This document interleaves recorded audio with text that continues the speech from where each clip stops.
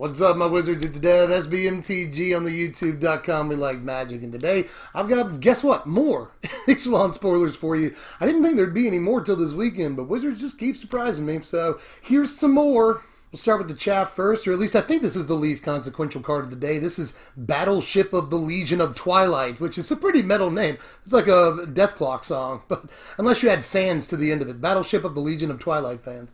It's a 5 mana for a vehicle, another one of those. It's a 4/6 with vigilance, and you can crew it for 2. We've only seen like 2 vehicles so far, but hopefully the vehicles we have seen are some sort of subtle indicator that Wizards has gone back and sort of edited down the power level of vehicles in this set after some of the broken stuff in Kaladesh block, you know. Like, I guess we've come to a point where Heart of Kiran isn't broken anymore. It seemed broken at first. We talked about banning it and stuff. And we did ban Smuggler's Copter. We didn't. But they did, you know. And maybe, hopefully, this is, again, just some sort of indicator that vehicles won't be as busted this time around. Although we haven't seen, like, any rare or, God forbid, mythic vehicles just yet. So who knows? Maybe they're still just as dumb as before. But, you know, at least as far as this thing right here, this is just good and limited. You know, I'll take, like, a 5 mana 4/6 vigilance. So you only have to crew for 2. That seems like at least a good deal. I'll probably end up taking that some of the time. Up next is White Dinosaur. That's the only name I've got for him so far, at least on Magic Spoiler. White Dinosaur is 6 mana, 5 and a white for a 3/5 dino, and it's got Enrage. Whenever it's dealt damage, you put a +1/+1 counter on each other creature you control. Walking Ballista! Just kidding, it's not. Don't do that. It's not good with like Whiny Constrictor either. It's just 6 whole mana. Probably not going to see a whole lot of constructed play unless, again, in this is actually an interaction you're more looking for in draft, but it'd be really good with Haas. I forget his name. I just know his initials are Haas. This guy right here. Imagine that interaction in draft, you know? Just 1 point of damage to this guy and suddenly all your dudes can go through and block. That's a pretty sweet deal right there, but I doubt we'll ever see this guy in Constructed Magic. Here's Pillar of Genesis right here. It's a 2 mana artifact, and as it enters the battlefield, you choose a creature type. Tap, add 1 mana of any color to your mana pool. Spend this mana only to cast creature spells of the chosen type. Well, if this doesn't see play in Commander, at least like Budget Commander, I'll eat my hat, you know. This looks like a pretty attractive piece in a lot of Commander Tribal. I don't know if it's going to do the same in Standard, although I will say that the way some of these dinosaurs are costed, I would not mind a 2 mana piece of just like ramp. Doesn't seem bad at all, you know. As far as that goes, actually, I probably like it more than a creature because, you know, creatures are really easily killed. Although, if they're going to abrade a Servant of the Conduit, they could just as easily abrade this. So you got that. There's a problem there, too. But ultimately, I don't think the card is terrible. I mean, it's specific ramp only for Tribal, but a lot of decks will probably want that, especially these dinosaurs that cost them 6 and 7 mana. You know what else might want it, by the way, is just speculation here, is tribal decks that also play Improvise, which I don't know that there's going to be any of, but I can't say there's not. You know, some tribal decks might want to play things like Metallic Rebuke. Merfolk might want to do that.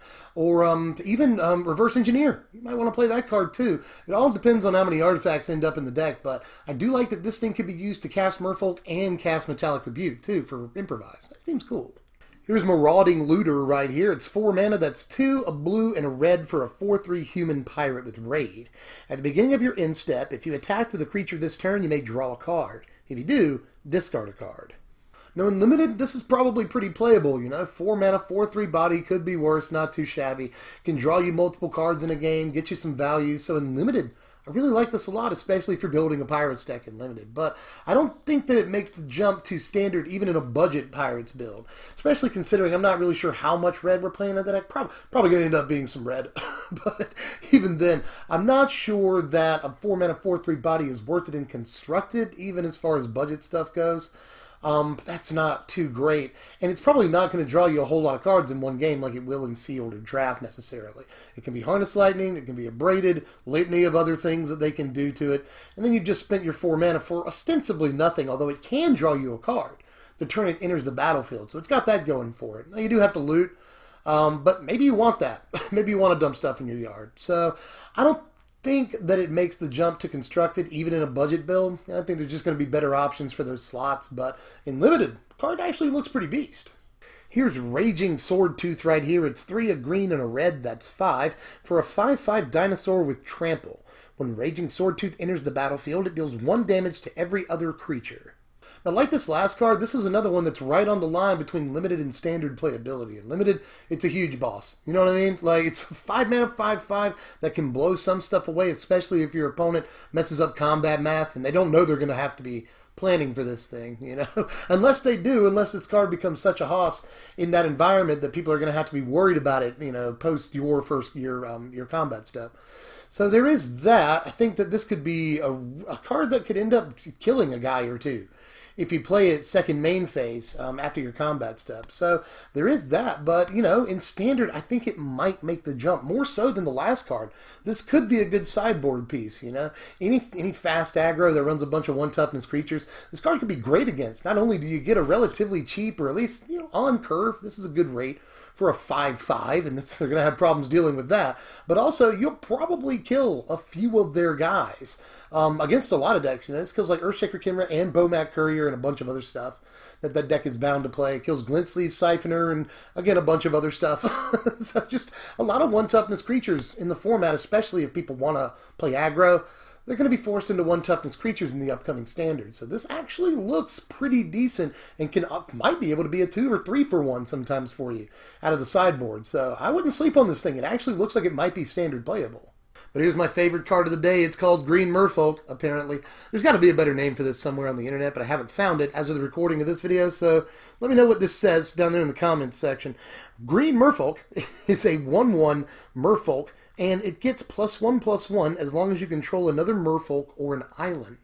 Favorite card of the day, definitely, all day, you know, just a 1-mana 2/2, I will always be happy with that, especially in green. Green's been getting some really aggressive stuff last couple of days. We just saw a 1-mana 3/3, now we got a 1-mana 2/2, pretty sweet, and it's given us a reason to play Simic, and I really, really like that. Reminiscent of Kird Ape, definitely, but I've always been a huge fan of Kird Ape, and I'm always going to love this thing, too. This could actually see, like, multi-format play, possibly. Just a 1-mana 2/2 that's that easy to get. It's not Wild Nacatl. It, like, stops before Wild Nacatl. You know, I can't get to 3/3, but still, like, big, huge fan of this card. I'm glad that it exists, and we're definitely, almost certainly going to see it over the next couple of years. Well, that's all I got for now, but stay tuned, because at the rate that spoilers are going, I'll have more spoilers for you, like tomorrow, or maybe even later on tonight. We'll have to wait and see. So, sub to the channel if you haven't done that yet. Hit the bell for the notifications so you know when spoiler vids come out. You can do other stuff if you want to. You can like the video if you enjoyed the video. That seems to be common sense right there. You can check out my Spansa TCG player right here. I'll leave a link in the description.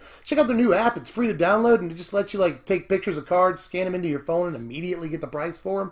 It's actually insane. Like, I know they sponsor my videos, but it is insane. It really is a pretty sweet app. So check that out. You can follow me on Twitter at SBMTGDev, or you can kick us a buck on Patreon if you're really cool at patreon.com/SBMTG. But I'm out of here for now. Hopefully there'll be more spoilers tomorrow. I really like spoiler seasons, like Christmas for me. So I'm having a lot of fun. Let's keep having that. I'm Dev from SBMTG. Thanks for watching, my wizards.